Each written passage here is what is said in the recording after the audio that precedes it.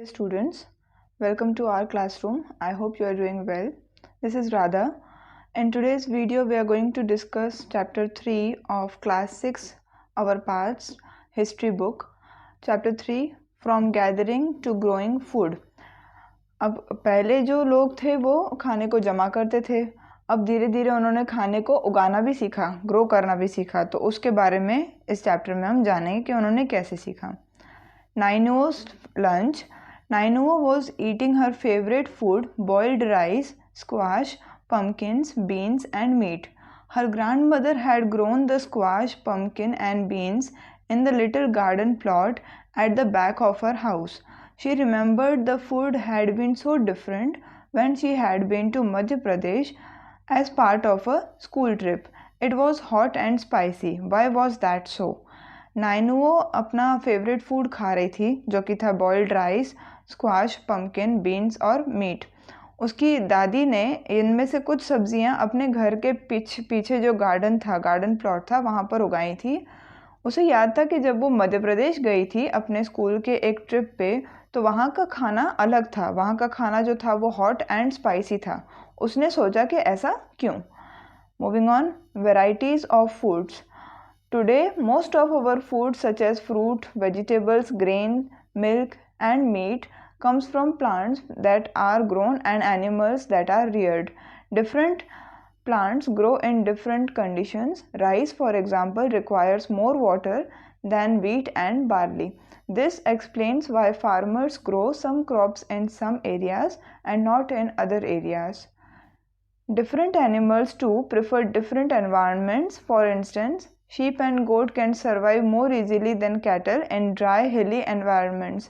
But as you saw in chapter 2, women and men did not always produce their own food.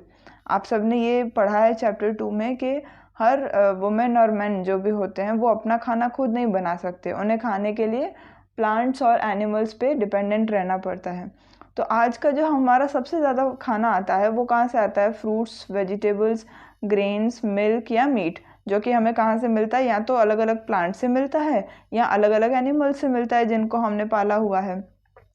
अलग अलग plants को grow करने के लिए भी अलग अलग कंडीशंस चाहिए। फॉर एग्जांपल, जो राइस है हमारा, राइस को ज़्यादा पानी की ज़रूरत होती है, जबकि वीट और बार्ली को ज़्यादा पानी की ज़रूरत नहीं होती। और इसलिए हमें ये समझ में आता है कि जो फार्मर्स थे वो इन क्रॉप्स को अलग अलग एरियाज़ में क्यों उगाते हैं। अब सिंपल सी बात है कि राइस को वो वहीं उगाएंगे जहाँ पानी ज़्यादा अवेलेबल हो और इजीली अवेलेबल हो, और वीट एंड बार्ली को क्योंकि पानी कम चाहिए तो उनको वो ड्राई एरियाज़ में भी उगा सकते हैं। अलग अलग एनिमल्स भी कुछ ऐसे होते हैं, उनको अलग अलग एनवायरनमेंट चाहिए रहने के लिए, जैसे कि शीप और गोट जो है वो हिली एनवायरनमेंट्स में रह सकते हैं। इवन कुछ शीप्स तो ऐसी होती हैं जो बहुत ज़्यादा ठंडे एनवायरनमेंट में भी रह सकती हैं, तो वो रह सकती हैं। लेकिन बाकी के जो भी कैटल हैं जैसे गाय, भैंस, ये सब जो हैं वो ऐसे एरियाज़ में नहीं रह सकती। तो सब में अलग अलग एनवायरनमेंट्स हैं और उनको वही एनवायरनमेंट चाहिए रहने के लिए। Fine. The beginnings of farming and herding. Farming और हर्डिंग की शुरुआत कैसे हुई?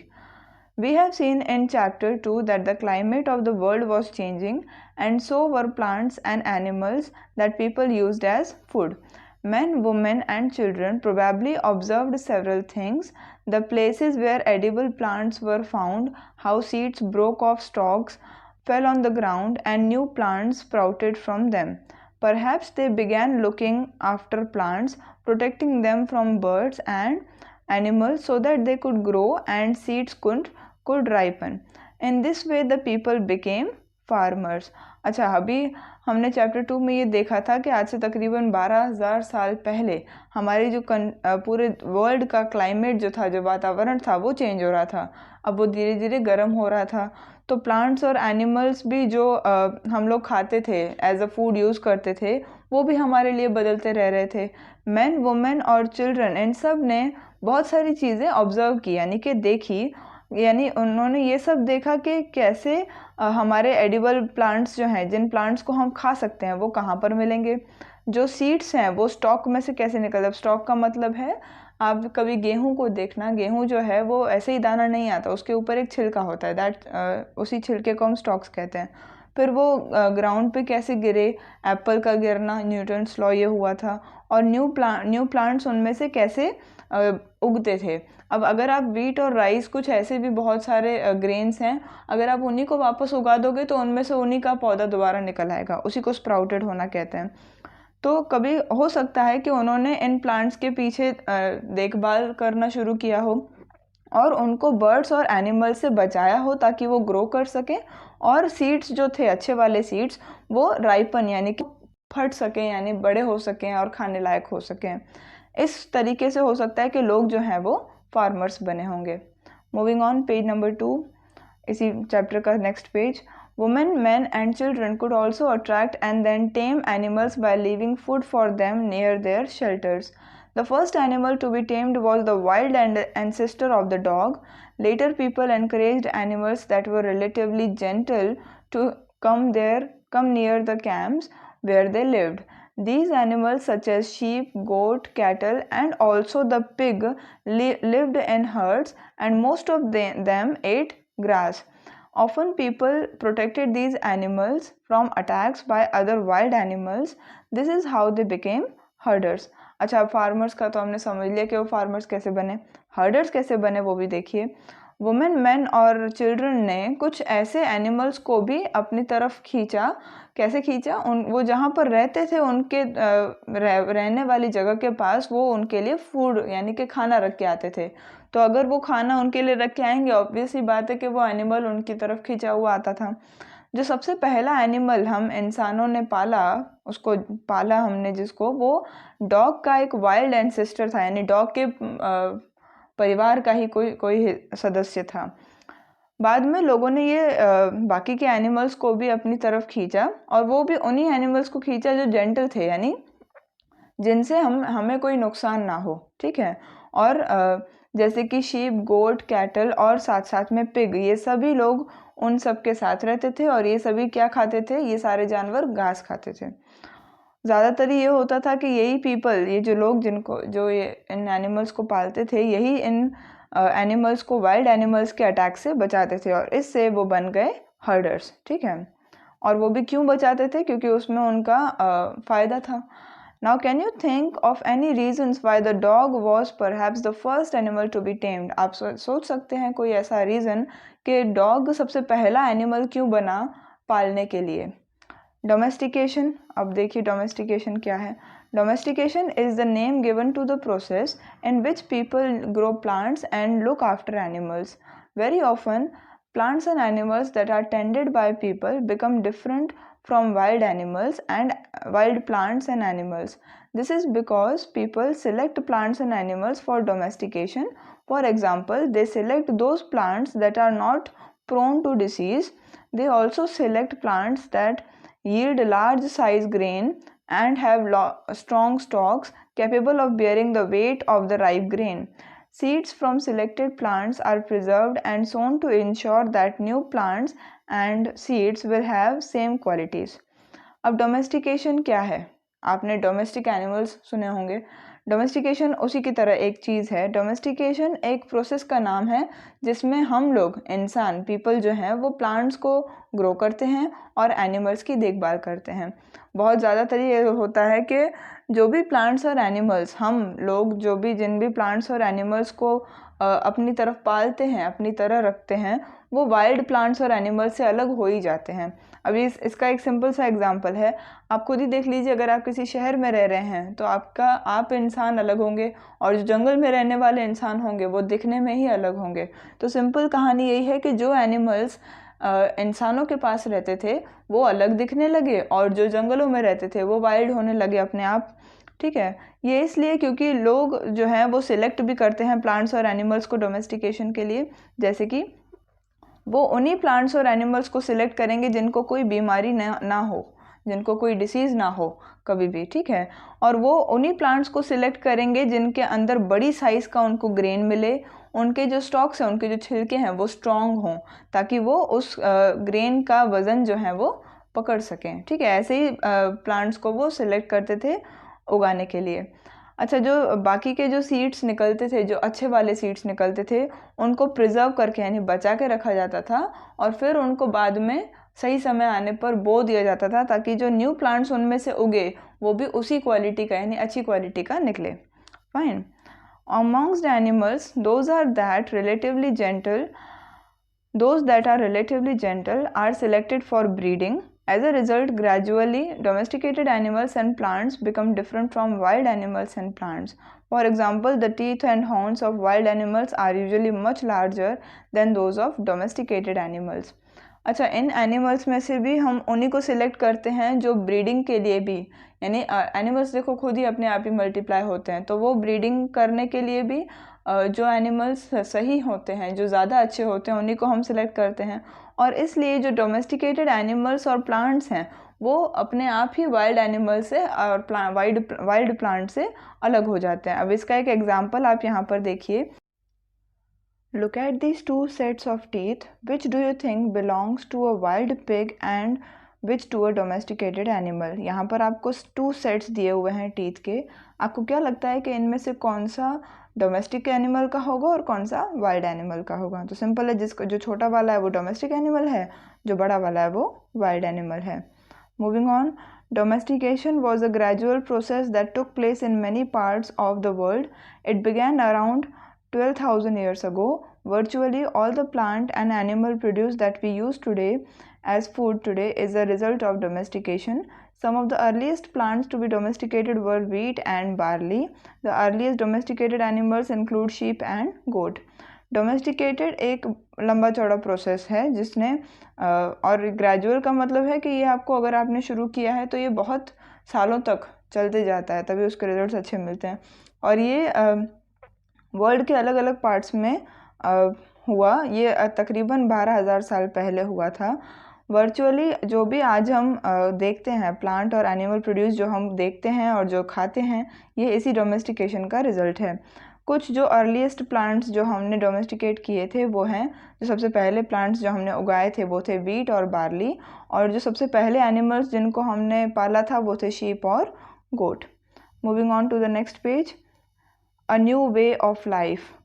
अब लाइफ की एक नया रास्ता उनको पता चला। इसके पहले एक यहाँ पर छोटा सा बॉक्स है, उसको आप देखिए। Ways in which grain was used. Grain के 4 यूजेस उस समय पर थे। एज सीड, जैसे मैंने बताया, इसी ग्रेन को अगर आप उगा देंगे, मिट्टी में डाल देंगे तो वो एक सीड का काम करेगा और उसी में से प्लांट निकल आएगा उसी का। एज फूड, इसको आप खा भी सकते हैं। एज गिफ्ट्स, किसी को तोहफा भी दे सकते हैं। और it could be stored for food, इसको आप जमा करके रख दीजिए, जब ज़रूरत पड़ेगी तब खाइएगा। A new way of life. If you plant a seed, you will notice that it takes some time to grow.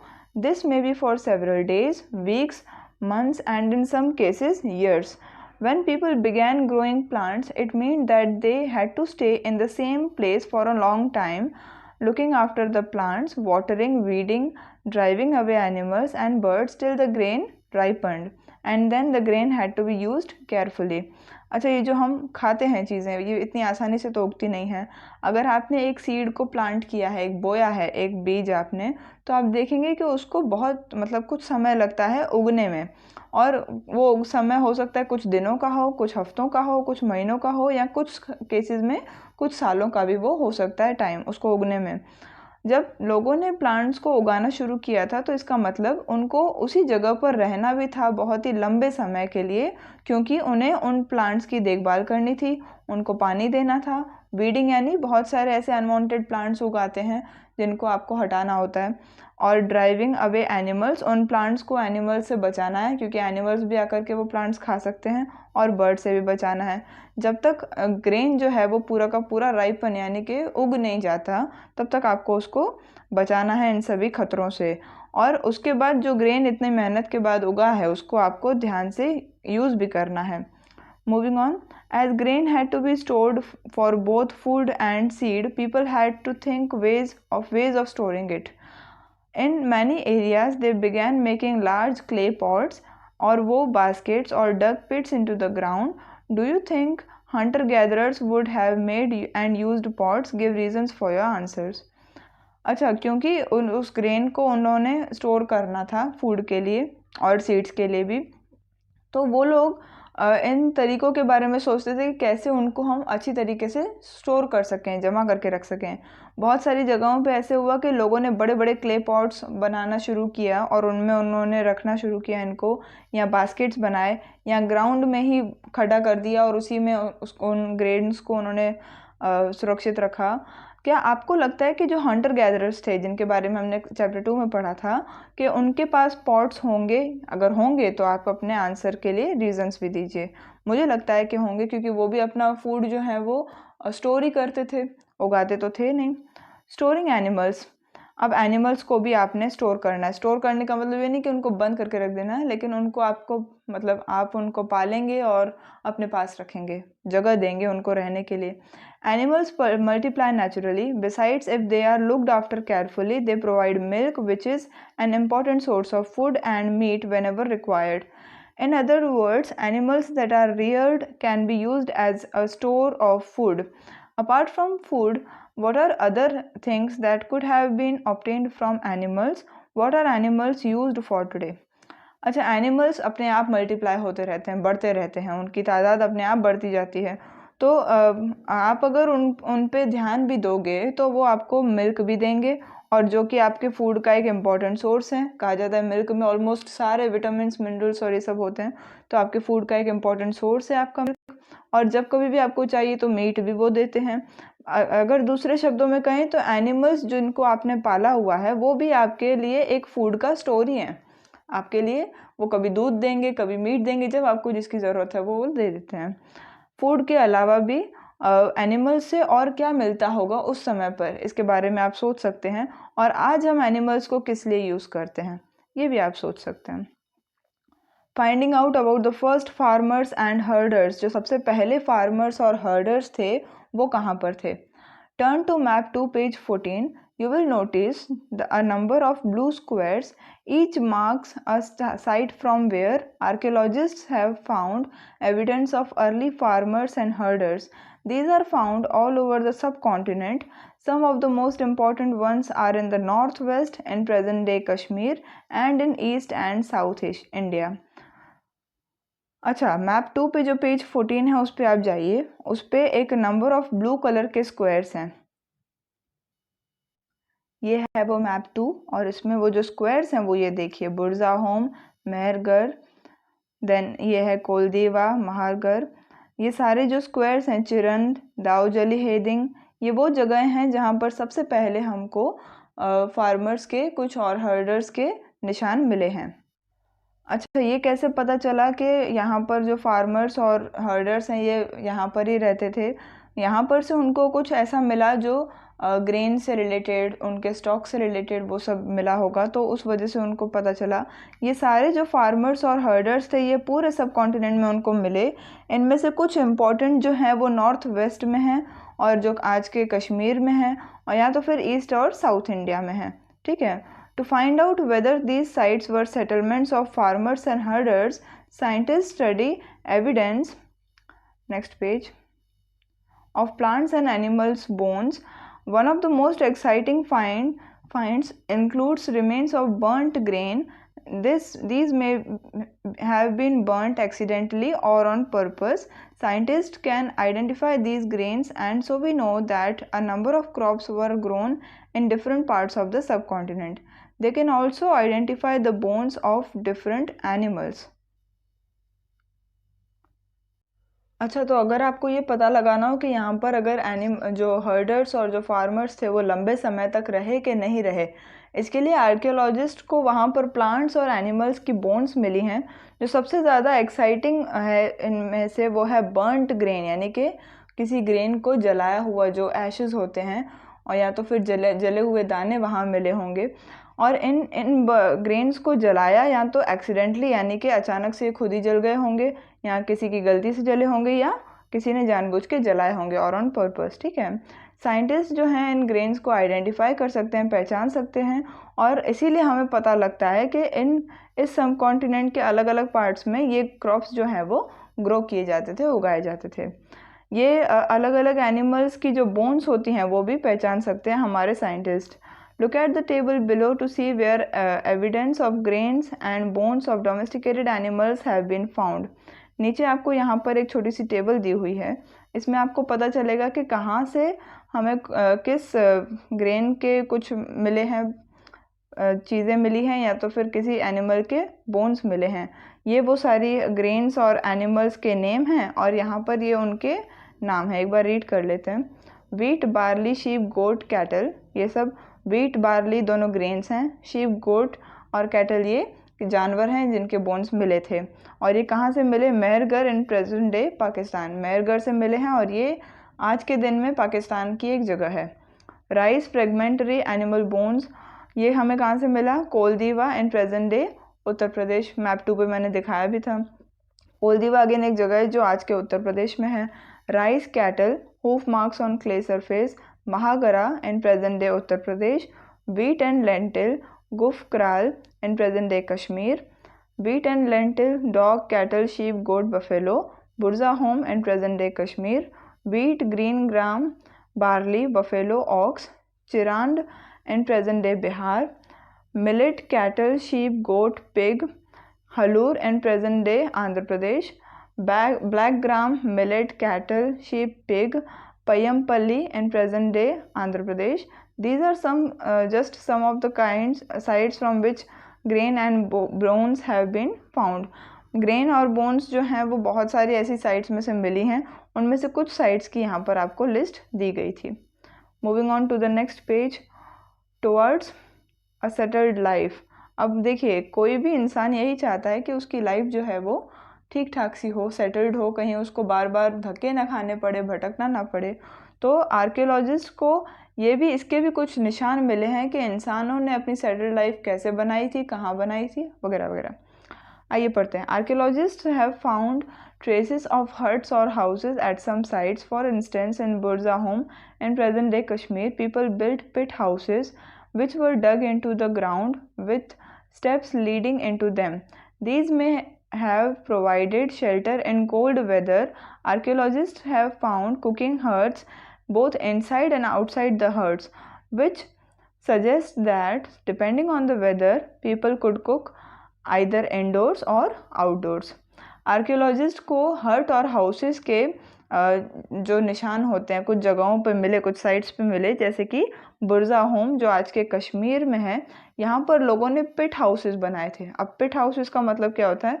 पिट का सिंपल मतलब है कि मान लीजिए ये ज़मीन है, ज़मीन की ऊपरी परत है, आपने इसमें ये खड्डा खोदा तो इस खड्डे को हम बोलेंगे पिट, ठीक है।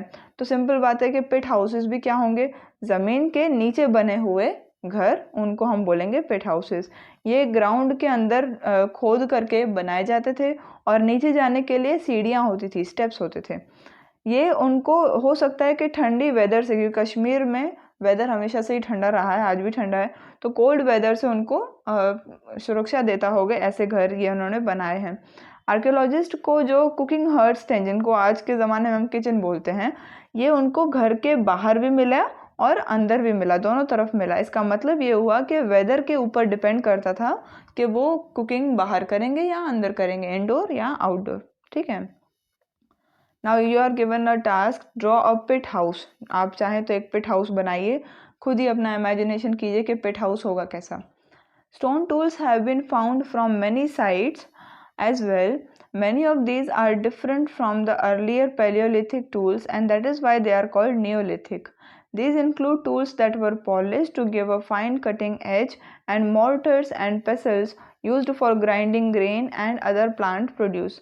Mortars and pestles are used for grinding grain even today, several thousand years later. At the same time, tools of Paleolithic types continued to be made and used, and remember, some tools were also made of bone. अच्छा, जो stone tools थे वो इन sites में से भी मिले हमें। इनमें से बहुत सारे जो स्टोन टूल्स हैं वो पैलियोलिथिक के टाइम से थोड़े से अलग थे और इसीलिए उनको दूसरा नाम दिया गया था, वो था नियोलिथिक, यानी कि न्यू और लिथोस का मतलब था स्टोन, ठीक है। इनमें ऐसे टूल्स थे जिन पर पॉलिश की हुई थी, और पॉलिश किस लिए की हुई थी? ताकि फाइन कटिंग एज, यानी कि जो पत्थर का किनारा है वो एकदम सीधा हो, फाइन हो, एकदम टेढ़ा मेढ़ा ना हो, सीधा हो। और मॉर्टर्स और पेसल्स भी उनको मिले जिनसे हम ग्रेन को पीस सकते हैं। आटे को पीसने की चक्की पहले होती थी, इवन आज भी है ना, कई सारे लोग करते हैं उसका इस्तेमाल। प्लांट प्रोड्यूस को भी आप उसमें गोल गोल घुमा करके उसमें से जो भी आप चाहें बना सकते थे। मोटर्स और पेसल्स जो हैं वो आज भी ग्रेन को ग्राइंड करने के लिए यूज़ होती हैं। ठीक है, आज भले इनको बनाए हुए भले हज़ारों साल हो गए, लेकिन स्टिल ये आज भी इस्तेमाल होता है। और उसी समय पर जो नियोलिथिक भले चल रहा था, लेकिन फिर भी कुछ पैलियोलिथिक के टूल्स थे जो तब भी बनते थे और यूज़ भी होते थे। और ये भी आपको याद रखना है कि उस समय पर कुछ टूल्स जो सिर्फ स्टोन के नहीं बनते थे, बोन्स के भी बनते थे। बोन्स सब किसकी होंगी? जानवरों की होंगी। नीचे देखिए, new stone tools. Compare these with the tools shown on page 13, chapter 2. Can you see any similarities or differences? अब ये वो न्यू स्टोन के टूल्स हैं। देखिए, अब इनमें जो ये एज है, एज का मतलब यही किनारा, ठीक है, ये किनारा जो है ये एकदम सीधा उन्होंने बनाने की कोशिश की थी, इनको पॉलिश किया था, और यही उन दोनों में डिफरेंस है। Many kinds of earthen pots have also been found. These were sometimes decorated and were used for storing things. People began using pots for cooking food, especially grains like rice, wheat, and lentils, that now became an important part of the diet. Besides, they began weaving clothes using different kinds of materials, for example, cotton, that could now be grown. अच्छा, तब अब लोगों ने pot बनाना भी शुरू किया जो clay से बनता है। ठीक है, वो पॉट उन्होंने बनाना शुरू किया और उस पर डिज़ाइंस बनाने भी उन्होंने शुरू की।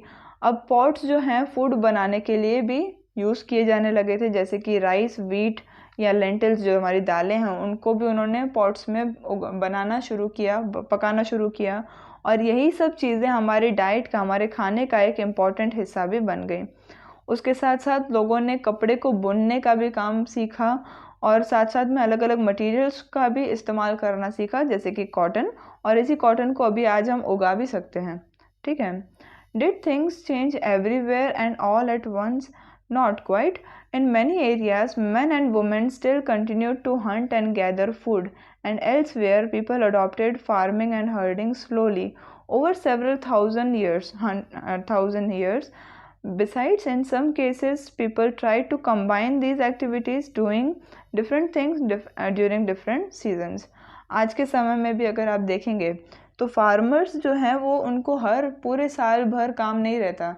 वो कुछ समय खेतीबाड़ी करते हैं और कुछ समय जो है गाय भैंस को चराने का काम करते हैं। तो आधा ईयर वो फार्मर होते हैं और आधा ईयर वो हर्डर होते हैं। तो यहाँ पर भी वही बात है कि क्या हर जगह पर हर चीज़ एक साथ चेंज हुई होगी? ऐसा तो नहीं हो सकता। बहुत सारी एरियाज ऐसी थी जहाँ पर मैन और वुमेन तब भी फूड के लिए उनको मारते थे, किनको? जानवरों को, और फॉरेस्ट में से फूड को जमा करके रखते थे। और कहीं और ऐसा था कि लोगों ने फार्मिंग और हर्डिंग को धीरे धीरे सीखा था और अपनाया भी था। फिर कहीं और ऐसे भी होगा कि कुछ केसेस में लोगों ने इन एक्टिविटीज़ को कंबाइन करने की भी कोशिश की होगी कि साल में हम कुछ सीजन्स में फार्मिंग करेंगे और कुछ सीजन्स में हर्डिंग करेंगे, जैसे भी जो भी सही उनको लगेगा उस हिसाब से। राइट साइड पर एक ये जार आपको दिख रहा है। आपको क्या लगता है कि इस जार में क्या स्टोर किया जाता होगा? अब यहाँ तो उन्होंने इस जार में सारे के सारे अपने जो भी ग्रेन्स थे वो स्टोर किए होंगे, या तो गोल्ड और जो भी सारे उनके कीमती सामान थे वो स्टोर किए होंगे। What about other customs and practices? बाकी के अदर जो कस्टम्स और प्रैक्टिसेस थे वो कौन से थे, और कस्टम्स और प्रैक्टिसेस होते क्या हैं? जो भी रीत रिवाज लोग फॉलो करते आते हैं।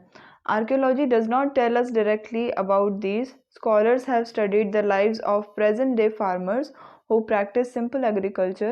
They have also studied the lives of herders. Many of these farmers and herders live in groups called tribes. Scholars find that they follow certain customs and practices that may have existed earlier as well. अच्छा, archaeology हमें directly ये तो नहीं बताती कि तब कौन से कस्टम्स और प्रैक्टिसेस होते थे या लोग क्या करते थे, कैसे करते थे, लेकिन आज के जो प्रेजेंट डे फार्मर्स हैं और जो हर्डर्स हैं उनके बारे में जानकारी हासिल की है हमारे स्कॉलर्स ने, जो इनके बारे में रिसर्च करते हैं।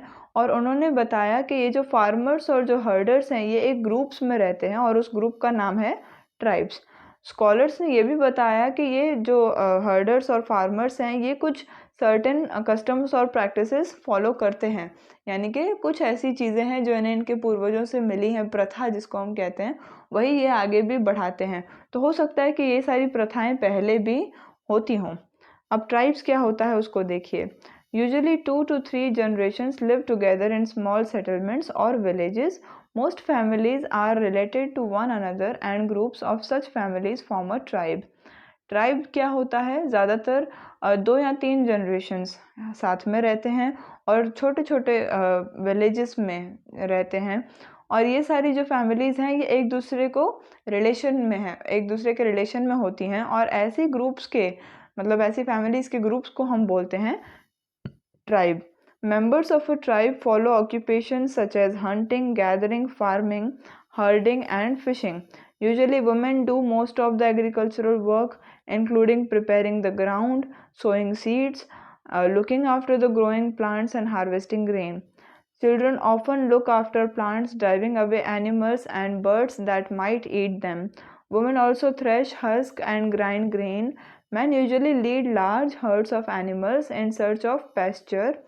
Children often look after small flocks. The cleaning of animals and milking is done by both men and women. Both women and men make pots, baskets, tools, and huts.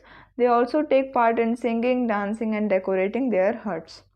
अच्छा, इसका मतलब क्या देखिए, जो भी ट्राइब के जितने भी मेंबर्स हैं वो सब उनके पास अलग अलग ऑक्यूपेशंस हैं, जैसे कि हंटिंग जानवरों को मारना, गैदरिंग फूड को गैदर करना, फार्मिंग फूड को उगाना, हर्डिंग जानवरों की देखभाल करना, या फिशिंग मछलियाँ पकड़ना।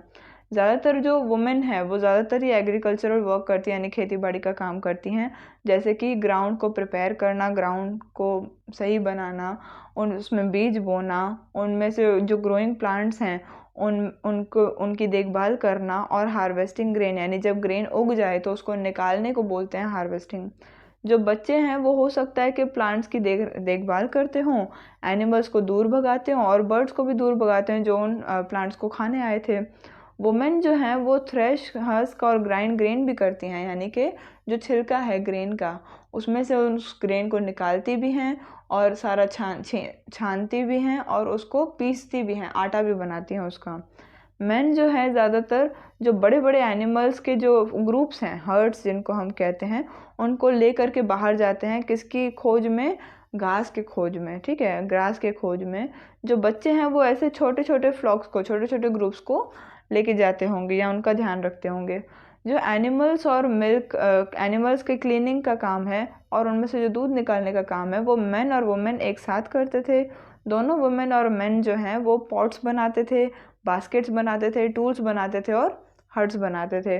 वो लोग सिंगिंग, डांसिंग और अपने हट को डेकोरेट करने का भी काम करते थे। Moving on, some men are regarded as leaders. They may be old or experienced or young, brave warriors or priests. Old women are respected for their wisdom and experience. कुछ men जो थे उनको लीडर्स का पद्धति दिया जाता था कि आप हमारे लीडर हैं, सबसे बड़े आप हैं।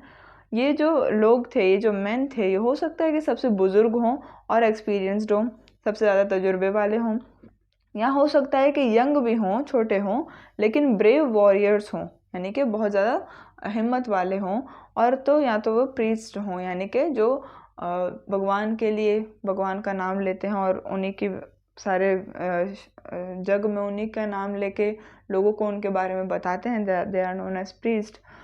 ओल्ड वुमेन जो होती थी उनको उनके विजडम और एक्सपीरियंस के लिए, यानी उनकी ताकत और उनके तजुर्बे के लिए रिस्पेक्ट मिलती थी। Tribes have rich and unique cultural traditions, including their own language, music, stories, and paintings. They also have their own gods and goddesses. Tribes के पास बहुत ज़्यादा cultural traditions हैं, यानी कि बहुत ज़्यादा इनके पास हम बोल सकते हैं कि जो कल्चर है, यानी हमारा जो पूर्वजों ने हमारा जो कल्चर लिखा है, ये आज भी हमारे ट्राइब्स जो हैं इनको प्रिजर्व करके रखते हैं। बहुत ज़्यादा इनके पास ऐसा कल्चर हमारा है, और उनके पास उनका अपना लैंग्वेज होता है, म्यूज़िक होता है, स्टोरीज़ होती हैं और पेंटिंग्स भी होती हैं। उनके पास उनके अपने भगवान भी होते हैं, गॉड्स एंड गॉडेसेस भी होते हैं। What makes tribes different from many other societies you will be studying about is that land, forests, grasslands and water are regarded as the wealth of the entire tribe and everybody shares and uses this together. There are no sharp differences between the rich and the poor. In tribes को बाकी की society के लोगों से अलग कौन बनाता है? तो सिंपल बात है कि इनके पास जो ये लैंड, फॉरेस्ट और ग्रासलैंड और वाटर, ये जो 4 चीज़ें हैं, ये इस पूरी ट्राइब का एक तरीके से वेल्थ है, यानी इनके लिए पैसा यही है, ठीक है।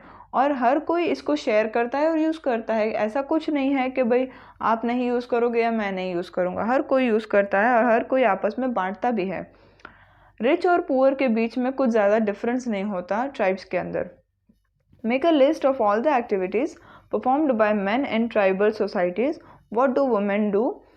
Are there any activities that are done by both men and women? अभी आपने सारी एक्टिविटीज़ देखी, आपको इनका लिस्ट बनाना है कि इनमें से कौन सी ऐसी एक्टिविटीज़ हैं जो मैन करते थे और कौन सी जो वुमेन करती थी। कुछ ऐसी एक्टिविटीज़ भी थी जो मैन और वुमेन एक साथ करते थे, उनकी भी एक लिस्ट बना दीजिए। A closer look a living and dying in Mehrgarh. Mehrgarh अभी मैंने आपको उस मैप 2 पे दिखाया था, उसी को दोबारा अगर आप चाहें तो देख सकते हैं। ये है, ये जो चीज़ है, ये वाला, ये मेहरगढ़ है। अब इसी के बारे में आप आगे वाले चैप्टर में पढ़ेंगे।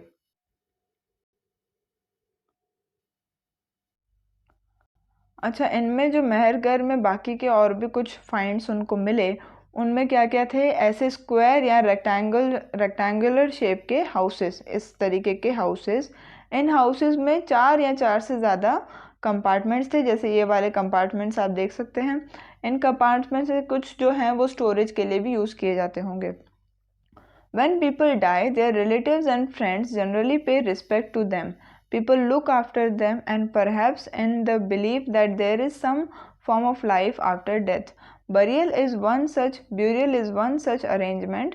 Several burial sites have been found at Mehrgarh. In one instance, the dead person was buried with goats, which were probably meant to serve as food in the next world.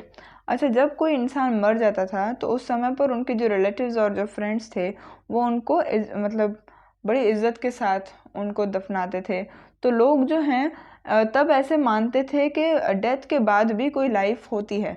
तो burial जब किसी ज़मीन में उसको जब दफनाया जाता था तो उसको कई बार ऐसा मेहरगढ़ में ऐसी कई सारी साइट्स उनको मिली हैं जहाँ पर एक इंसान को गोट्स के साथ दफनाया गया, और वो इसलिए क्योंकि जो आफ्टर लाइफ है, जो डेथ के बाद की जो आफ्टर लाइफ है, उसमें ये गोट्स उनका खाना बन सकें। लेकिन ऐसा कुछ होता नहीं है, बट तब उन लोगों को ऐसा लगता था, ठीक है। अब burial from Mehrgarh, can you identify the skeletons of goats? इनमें से क्या आप पहचान सकते हैं कि गोट्स के कौन से स्केलेटन्स हैं? तो सिंपल है, ये वाला जो स्केलेटन है ह्यूमन का है और ये सारे गोट्स के हैं, ठीक है। ये जो राइट साइड पे आप देख रहे हैं, ये मेहरगढ़ का हाउस है।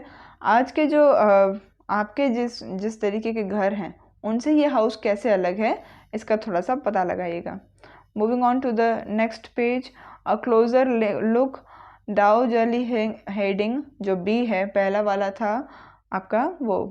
फाइंड डाओ जली heading on map 2. This is a site on hills near Brahmaputra valley close to routes leading to China and Myanmar. Here stone tools including mortars and pestles have been found. These indicate that people were probably growing grain and preparing food from it. Other finds include jatiate, a stone that may have been brought from China. Also common are finds of tools made of fossil wood, ancient wood that has hardened into stone, and pottery.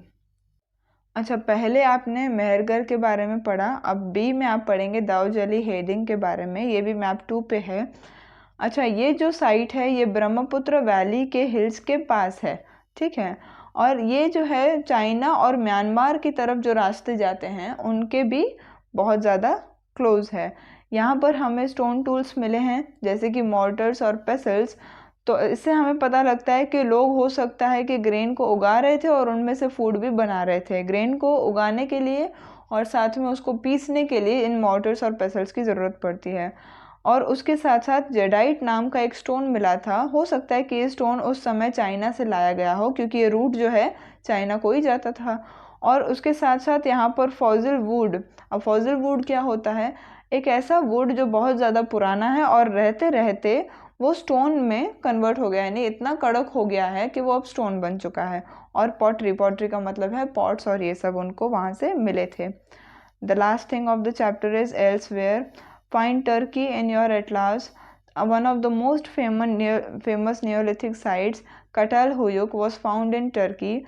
Several things were brought from great distances: flint from Syria, cowries from the Red Sea, shells from the Mediterranean Sea, and used in the settlement. Remember, there were no carts. Most things would have been carried on the backs of pack animals such as cattle or by people. अच्छा, Turkey आप अपने class में ढूंढिए, तो वहाँ पर सबसे ज़्यादा फेमस नियोलिथिक साइट जो हमें मिली थी, जिसका नाम था कटल हुयुक, ये टर्की में मिली थी। यहाँ पर से हमको बहुत सारी चीज़ें मिली जो बहुत दूर से लाई गई थी, जैसे कि फ्लिंट लाया गया सीरिया में से, काउरीज लाई गई रेड सी में से, शेल्स लाए गए मेडिटेरेनियन सी में से, और यहाँ पर सेटलमेंट यानी रहने के लिए इस्तेमाल हुए थे।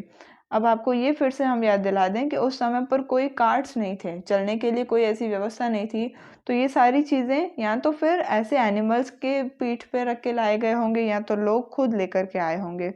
अच्छा, आपको क्या लगता है कि जो काउरीज और जो शेल्स हैं वो वहाँ पर किस काम आए होंगे? ठीक है, तो this was chapter 3 of history, class 6। हो सके तो आई होप आपको ये समझ में आया होगा। If you liked the video and found this video informative, do hit the like button and subscribe the channel. Thank you very much.